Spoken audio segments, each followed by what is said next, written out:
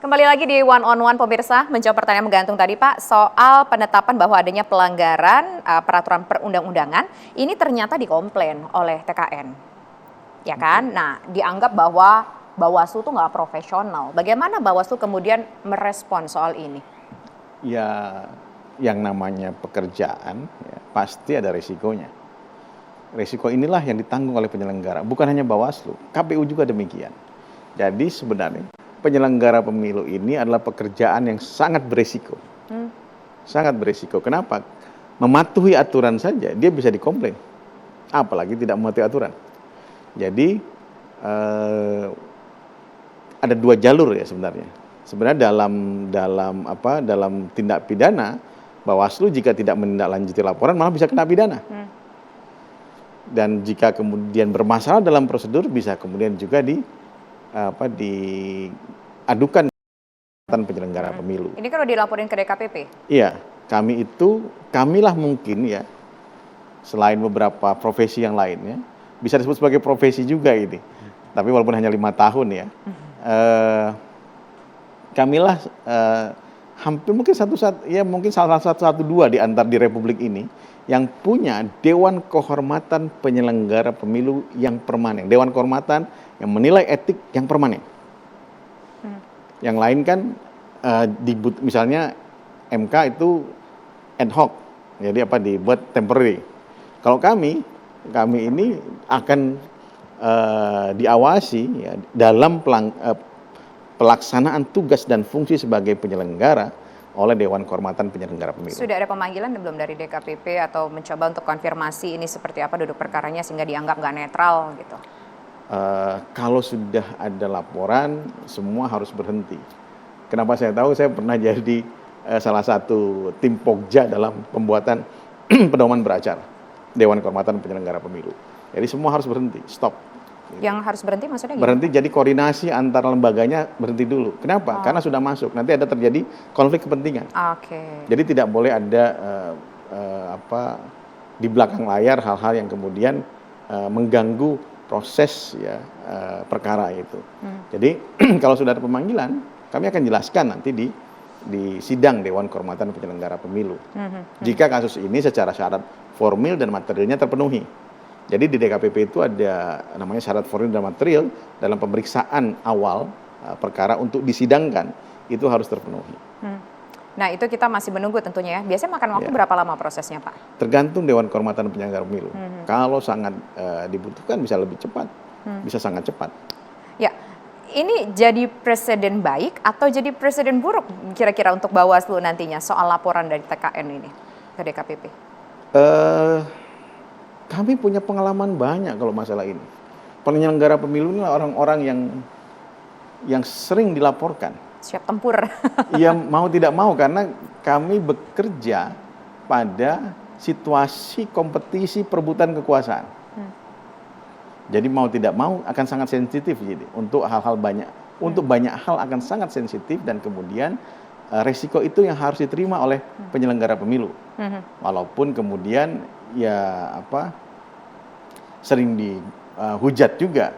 Dan saya sudah bilang ke teman-teman, kalau jadi pengawas terutama Mbak, kalau KPU kan penyelenggara administrasi dan keseluruhan proses disebut, kalau kami sebut sebagai penyelenggara utama pemilu itu Komisi Pemilihan Umum.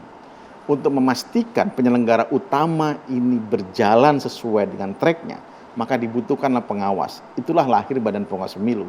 Dan untuk memastikan semua profesional dan etik dalam melaksanakan tugas dan fungsinya, maka dilahirkanlah namanya Dewan Kehormatan Penyelenggara Pemilu. Nah, kami sudah sampaikan kepada teman-teman, dunia pengawas ini adalah dunia tanpa tepuk tangan. Kalau KPU punya punya sosialisasi A, B, C besar di daerah gitu, kalau kami ada sosialisasinya, ada tapi tepuk tangannya itu menjelang pada saat pemilu, ya itu bukan tepuk tangan, akan banyak tudingan. Dan saya sudah bilang ke teman-teman pengawas sampai tingkat bawah, dunia kita ini dunia sepi dengan tepuk tangan. Jadi kalau mengharapkan tepuk tangan untuk Badan Pengawas Pemilu, ya jangan jadi pengawas. Pernah dapat ancaman nggak sih Pak? Tekanan lah. Atau mungkin laporan baik dari ketuanya atau mungkin juga tingkat-tingkat lini di tempat-tempat lainnya, provinsi atau mungkin kota dan kecamatan, sering dapat tekanan nggak? Pasti pernah dapat Apa tekanan. yang paling parah, Pak? Ancaman bunuh, ancaman kematian. Oh ya? Oh iya Mbak, Kapan, Pak? tahun 2019. Oke, itu 5 Saya- tahun yang lalu. Kami berempat ya pada saat itu sudah diancam untuk kemudian halal darahnya katanya Mbak. Kalau yang sekarang ada? Sekarang tekanan itu ya Tekanannya sekarang kayak apa sih? ini agak sulit diceritakan karena biarlah kami telan sendiri yang begini ya supaya kemudian apa saya bilang ada telepon, ada apa akan meng A, meng B, C dan kawan-kawan kami tersebut. Namun kami harus kami ini hidup di dunia politik, tekanan tarik menarik itu pasti ada di setiap alur pekerjaannya Badan Pengawas Pemilu. Pasti ada tekanan tarik menarik. Nah, disitulah kita harus bersikap untuk menjaga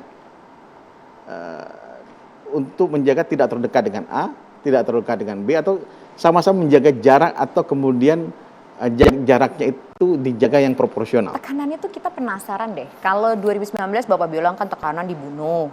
Kalau 2024 ini tekanannya itu apa sih yang paling parah, Pak?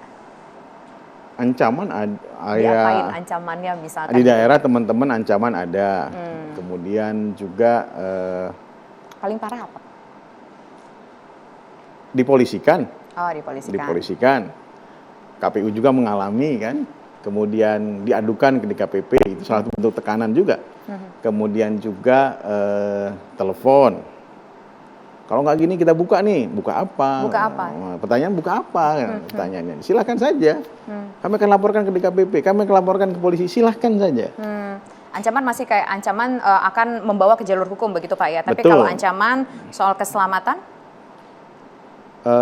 Ini yang dikhawatirkan. Jadi teman-teman ada yang sudah dikawal. Oh ya? Sudah. Di tingkat pusat atau Di tingkat daerah. Tingkat daerah. Tingkat daerah. Di tingkat pusat ditawarkan, tapi pada saat ini kami masih beranggapan belum separah ya. Apa yang akan tahun 2019 yang lalu. 2019 itu kenapa? Karena sudah ada ancaman melalui jalur komunikasi untuk dibunuh misalnya. Jadi kami pada saat itu berlima bersepakat untuk Bawaslu cari tahu nggak sih siapa sebenarnya yang ngancam-ngancam bunuh-bunuh itu kan udah ancaman secara hukum juga Pak pada saat 2019. Di-track oleh Mabes Polri pada saat itu tidak handphone sekali pakai. Oh, handphone sekali pakai. Nah, Ya. kalau sekarang ini kan juga dapat tekanan, walaupun Ya. tekanannya secara hukum nih, saya laporin ke DKPP, saya laporin kepada polisi. Itu ancamannya banyak kan dari mana sih Pak? Dari pihak mana? Apakah mungkin dari yang ikut caleg-calekan atau mungkin dari capres-capresan? Saya harus jawab no comment. Biarlah menjadi rahasia Bawaslu begitu maksudnya Pak. Tapi ini jadi pertanyaan masyarakat loh Pak. Komen Pak, masyarakat jadi menduga-duga loh Pak. Ya masyarakat pasti tahu, masyarakat pasti bisa menduga. Dan kalau kemudian nanti kita nanti akan jadi apa? Jadi ini juga ke masyarakat jadi polemik ya. Bagi kami sepanjang tidak mengganggu netralitas, mengganggu profesionalisme, yaitu hal yang ini saja lah. Dalam perjalanan dalam dunia politik seperti ini, seperti sekarang ya, dalam perjalanan kompetisi pemilu, itu hal yang ya patut kiranya kami lalui. Kalau sudah mulai mengancam fisik dan keluarga, baru kemudian Mas. Saya boleh cerita misalnya, ada ketua Panwas, dulu masih Panwas ya. Itu kapan kejadian? 2018, itu rumahnya dibakar. Ada kemudian di demo, istrinya pada saat itu sedang mengandung keguguran. Kemudian juga ketika mengawasi Bawaslu Provinsi Papua ini ya, dipanah, untung tidak kena yang bersangkutan, tapi kena ke ajudannya, ajudannya kena pahanya itu. Jadi kami selalu di daerah-daerah rawan ya terutama mendorong support semangat teman-teman. Nah ini yang kita takutkan nanti jika kemudian terlalu banyak ini tekanan ya bisa kemudian kita tambah kuat atau tambah turun, ngedrop. Kami sih berpikir ini membuat kami kuat. Kami akan semakin kuat, kami akan semakin lebih punya jiwa ini harus kita selesaikan ini. Kita punya tanggung Lebih jawab. militan begitu Iya, ya? 36 hari lagi kampanye. Nanti dengan pemungutan suara dan rekapitulasi, kami harus memastikan seluruh proses dengan baik. Itu yang lebih berat mungkin di masa pemungutan suara dan Di rekapitulasi. kampanye, masa tenang itu adalah masa tidak tenang bagi pengawas, Mbak. Karena 3 hari itu biasanya politik uang berkeliaran. Masa-masa menjelang pemungutan suara. Oke. Makanya kami buat namanya patroli pengawasan politik uang. Oke. Ya. Nah, ini ngomong-ngomong politik uang, kita jadi ingat nih ya, teman-teman mungkin di panel ada sebuah video yang nanti akan kita putarkan soal bagi-bagi uang dari tim tertentu kepada masyarakat tertentu pula. Bagaimana Bawaslu menilai persoalan ini, sudah sampai mana progresnya, tapi nanti kita lihat bareng-bareng dan kita diskusikan bareng-bareng ya Pak ya. Kami kembali sesaat lagi.